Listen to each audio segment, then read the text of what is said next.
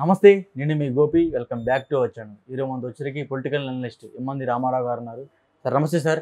నమస్తే బాబు. సార్ రోజా గారు, అదేవిధంగా వాళ్ళ భర్త ఎవరైతే ఉన్నారో సెల్వమణి గారు, ఆయన కూడా జనసేనలోకి జాయిన్ అవుతున్నారు. ఆల్రెడీ కొంతమంది మధ్యవర్తులతో మంతనాలు జరుపుతున్నారు అన్నట్టుగా సోషల్ మీడియాలో కొన్ని వార్తలు అయితే వైరల్ అవుతున్నాయి. సో దీంట్లో నిజమెంత? వైరల్ అయ్యే వార్తల గురించి నేను ఎక్కువ పట్టించుకోను, కానీ ఇప్పుడు ఒక సమస్య ఉంది. ఇటలీ వెళ్ళింది రోజా అంటారు. అది ఇటలీలోని పిక్కని గ్యారంటీ ఏంటి? దాని మీద రోజా స్పందన రాలేదు. ఇవన్నీ ప్రచారాల్లో ఉంటాయి. కానీ జనసేన పార్టీలో రోజా అంటే మాత్రం రోజాని అభినందిస్తాను నేను. ఎందుకు సార్? అంటే అన్ని తిట్లు, జనసేన నాయకుడిని రోజా తిట్టినన్ని తిట్లు ఎవరూ తిట్టలేదు. అంటే జగన్మోహన్ రెడ్డి ఎడమ కాడి చిటికిన వేల మీద ఉన్న ఏకని కూడా తెప్పలేవని చెప్పింది. అది అంత చెప్పగలిగినటువంటి ఇంకెవరూ లేరు. ఆ స్థాయిలో చెప్పగలిగిన వాళ్ళు ఎవరు లేరు. అదే జగన్మోహన్ మన పవన్ కళ్యాణ్ని అంటే జగన్మోహన్ రెడ్డిని విమర్శించడానికి నీ స్థాయి ఏమిటి, నీ అర్హత ఏమిటి, ఏమో చెప్పిందా? ఇవన్నీ ఏమిటి ఏమిటి ఏంటి నీ స్థాయి ఏమిటని ఆ మాట కూడా ఆవిడ అన్నమాట. తర్వాత చాలా బూతులు మాట్లాడింది, బూతు సంకేతాలు ఇచ్చింది. ఇవన్నీ ఏంటంటే హర్ట్ అయ్యే విషయాలు. హర్ట్ అయ్యే విషయాలు చేసి కూడా నేను జనసేనలోకి వెళ్తున్నాను అనేటువంటి ఒక పుకారు, అంటే లీక్ ఇవ్వడం చాలా లీక్ ఇస్తారండి వాళ్ళు. లీక్ ఇవ్వకుండా ఎవరు చెప్పరు. మనకి ఇప్పుడు జర్నలిస్టులు రెడీగా ఉంటారు, ఎవరేం చెప్తారు అన్నీ చేసేద్దామని.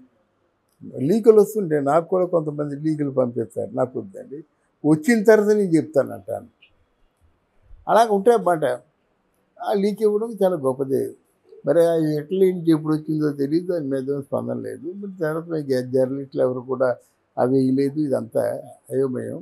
ఇప్పుడు తను సినిమాల్లో ప్రయత్నం చేసింది, అక్కడ టామిల్లో ఒప్పుకోరు. ఎప్పుడైతే మన ఈయన ఎవరు రజనీకాంత్ గారిని ఇలాగా ఒక గేలి వెక్కిరించిందో, సూపర్ స్టార్ రజనీకాంత్ గేలి చేసిందో, అప్పుడు తరిమి కొట్టారు. కొట్టేస్తారు ఒకటి. రెండవదేమో విజయ దళపతి పార్టీలో చేరుతానని వెళ్ళింది. అలాగే అమ్మ అని మాట్లాడాడు. రెండో రోజు నో చెప్పేశాడు. ఇది మద్రాసులో జరిగిన బోగట, మద్రాసులోనూ ఉండలేదు. అర్థమైందా? ఇప్పుడు నగిరిలోనూ ఉండలేదు. ఉండగలిగింది ఏంటంటే ఇక్కడే ఉంటుంది. తర్వాత చేయకపోతే ఏముంది, చిరంజీవి గారి దగ్గరికి వెళ్తుంది, సాష్టాంగ దండ ప్రమాణాలు చేస్తుంది. దాసుడి తప్పుడు దండంతో సరి అంటారు కదా, దీంతో సరిపెట్టి నాకు మళ్ళీ పునర్జన్మనివ్వండి, రాజకీయ భిక్ష పెట్టండి ఏదో మాట్లాడుతుంది. అది ఎందుకంటే మామూలుగా ఆలోచించదు. తెలుగుదేశం పార్టీలో ఉంటే 3 రోజులు ఉండే పార్టీ. జనసేన పార్టీ అంటే ఒక 20 సంవత్సరాలు 30 సంవత్సరాలు గ్యారెంటీగా ఉంటుంది. నెక్స్ట్ భవిష్యత్ జనసేనదే. విడుదల రజని కలిసినా జనసేనలో కలుస్తుంది, ఈవిడ కలిసినా జనసేనలో కలుస్తుంది. ప్రస్తుతానికి దారులు వెతుకుతుంది. దారులు అక్కడ చిరంజీవి ఒక దారి అయితే మరి ఇంత అంతో పవన్ కళ్యాణ్ ఒప్పుకుంటాడు జనసేన ఉండేవి. దాంతో 9 సంవత్సరాలు జీవనం ఆంది జబర్దస్త్ సెట్ మీద గడిపారు కదా. 9 సంవత్సరాలు ఒకరి పక్కన వరకు ఉండి నాగబాబు తాలూ జబ్బ వాచిపోయినట్టు గుద్దింది కదా. ఆ గుద్దుడు తాలూ కొంచెం ఏదో ఉంటుంది, ఆత్మీయత ఇదంతా ఉంటుంది. దాన్ని ఆ ప్రభావం ఉంటుంది కనుక నాగబాబు గారిని కూడా ఈజీగా మాట్లాడగలదు. నాకు చేస్తారా చేయరా, చచ్చిపోమంటారా. ఇప్పుడు ఆడవాళ్ళు కొన్ని మాటలు ఉంటాయండి. నాకు 2 రోజులు ఈ వారంలాగా నాకు సంబంధం రాకపోతే నా శవాన్ని చూస్తా అంటారు. ఆడాలండి వీళ్ళు. రే బాబు మరి అప్పుడు ఏదో అయిపోయిందిరా, గగ్గోడు పెట్టేస్తుంది అని ఏదో చెప్పుకుంటారు వీళ్ళకి. అంటే అక్కడ ఎలాగ ఆలోచిస్తారు? అఫ్కోర్స్ ఈ పవన్ కళ్యాణ్కి అట్లాంటి బుర్ర ఉండదు, కానీ నాదెళ్ల మనోహర్ ఎలాగ ఆలోచిస్తాడు?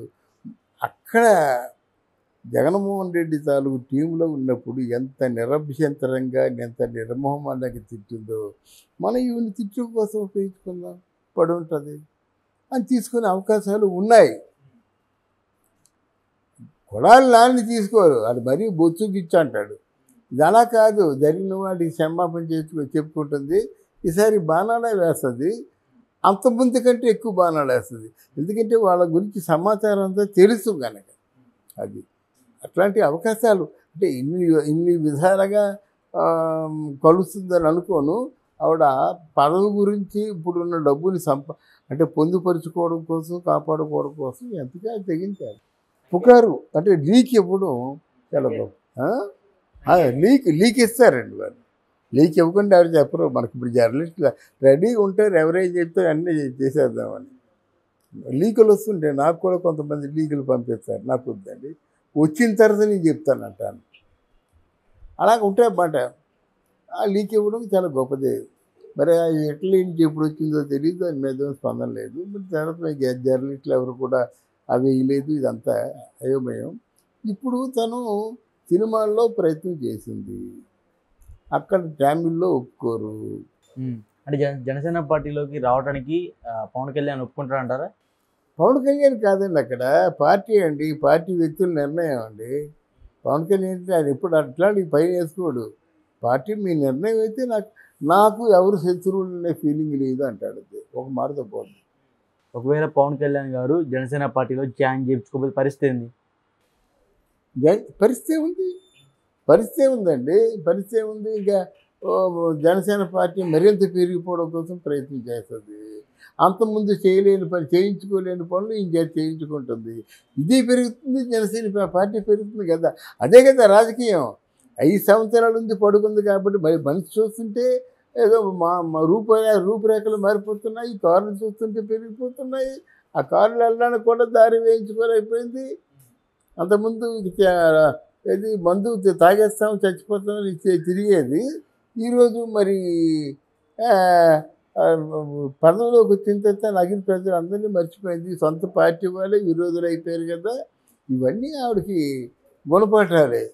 ఇవన్నీ మర్చిపోతుంది. ఇక్కడ ఉన్నట్టయితే ఏంటంటే ఒక అఫీషియల్ స్పోర్ట్స్మెన్గా ఉండొచ్చు, ఇటు మామూలు జబర్దస్త్ చేసుకోవచ్చు.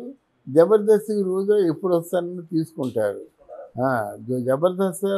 జబర్దస్త్లో రోజా అంటే తనే పెరగడానికి ప్రధాన కారణాలు నాగబాబును, రోజాను.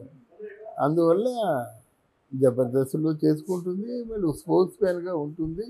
జనసేనలో చేరే అవకాశాలు. అంటే మరి జనసేనలో చేరితే జగన్ ఊరుకుంటాడా? మరి జగన్ అడేం చేస్తాడండి, అడేం చేస్తాడు. ఇప్పుడు దొరబాబు చేరిపోయి ఏం చేశాడు? అప్పుడు ఈరోజు విశాఖపట్నంలో 12 మంది వైఎస్ఆర్ పార్టీ వాళ్ళు చేరిపోయారండి. అందరూ కార్పొరేటర్స్ అందరూ. ఈరోజు బాపట్లలో మొత్తం గుత్త కట్టుకొచ్చి చేరిపోయారు కదా.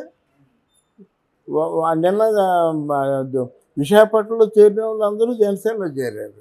ఇవాళ బాపట్లలో చేరిన వాళ్ళందరూ కూడా తెలుగుదేశం పార్టీలో చేరారు. ఓకే సార్, థ్యాంక్ యూ అమ్మా.